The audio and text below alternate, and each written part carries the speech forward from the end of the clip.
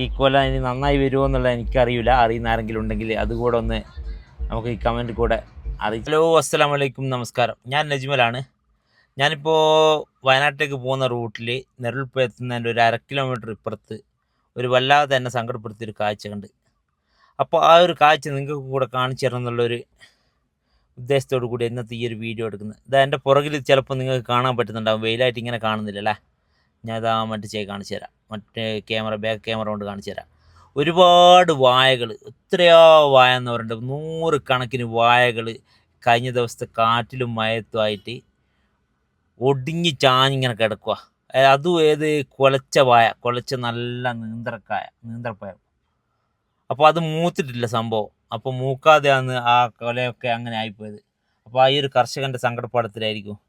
ആ ഒരു സംഗതിയാണ് ഞാൻ നിങ്ങൾക്ക് കാണിച്ചു തരാൻ വേണ്ടി പോകുന്നത്. അപ്പോൾ ഇതിനെപ്പറ്റി എന്തെങ്കിലും ഐഡിയ ഉള്ളവർ ഫുള്ള് വീഡിയോ കണ്ടിട്ട് ഒന്ന് കമൻറ്റ് കൂടെ അറിയിക്കണേ.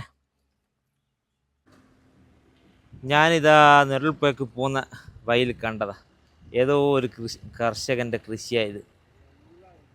കണ്ടമാനം വാഴകൾ, കുലച്ച് നിന്ന ഒരുപാട് വാഴകൾ കാറ്റത്ത് ഒടിഞ്ഞ് നിൽക്കുന്ന, കാരണം മൂത്തിട്ടില്ല സാധനം. ഞാനിതാ കാണിച്ചു തരാം.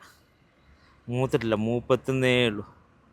ഇങ്ങനത്തെ ഒരു വാഴയാണ് എന്ത് ചെയ്തേ ഫുള്ളായിട്ടെന്ന് വെച്ചാൽ ഏകദേശം ഒരു 10-100 കുലച്ച വാഴ. ഇത് മുഴുവനായിട്ടും ഒടിഞ്ഞു പോയി. റോഡ് സൈഡിൽ തന്നെ, റോഡ് പണിയെടുക്കുന്നതൊക്കെ നിങ്ങൾക്ക് കാണാം. ഇതാ നെരളിപ്പുഴ എത്താനുള്ള ഏകദേശം ഒരു 1/2 കിലോമീറ്റർ ഇപ്പുറത്താണ്. മാനന്തവാടിക്കുള്ള KSRTC ബസ്സാണ് പോയിക്കൊണ്ടിരിക്കുന്നത്. ഞാനിതാ വണ്ടിയും കൊണ്ട് പോകുന്ന പോക്കിൽ കണ്ട സമയത്ത് ഇവിടെ റോഡ് പണിയെടുക്കുന്നുണ്ട്, അതിൻ്റെ ഇപ്പുറത്ത് തന്നെ സൈഡാക്കിയിട്ട് ഞാൻ ഈ വീഡിയോ എടുക്കുന്നത്.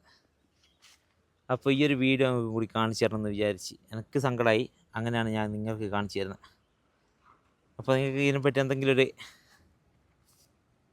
കമൻറ്റ് പറയാനുണ്ടെങ്കിലൊന്ന് നിങ്ങൾ കമൻറ്റ് കൂടെ അറിയിക്കുക. പിന്നെ ഇതാണ് കാഴ്ച. അത് അതിൻ്റെ അപ്പുറത്തുള്ള വായൊക്കെ കുറച്ച് അവിടെ ബാക്കിയുണ്ട്. അവിടെയൊക്കെ കുറച്ച് വായ ഒടിയാതെ നിന്നിട്ടുണ്ട്. അതിൻ്റെ ഇപ്പുറത്തോട്ടുള്ള ഒരുപാട് വായകൾ എല്ലാം കുലച്ച് നിന്നതാണ്.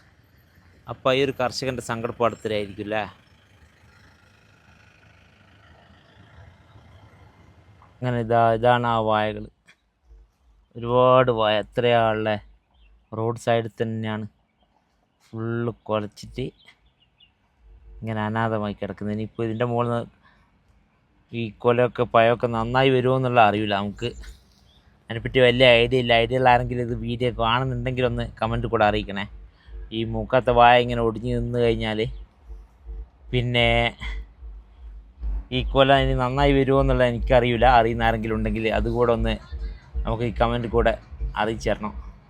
പിന്നെ അറിയാത്തവർക്കും അതൊരു ഉപകാരമായിരിക്കും.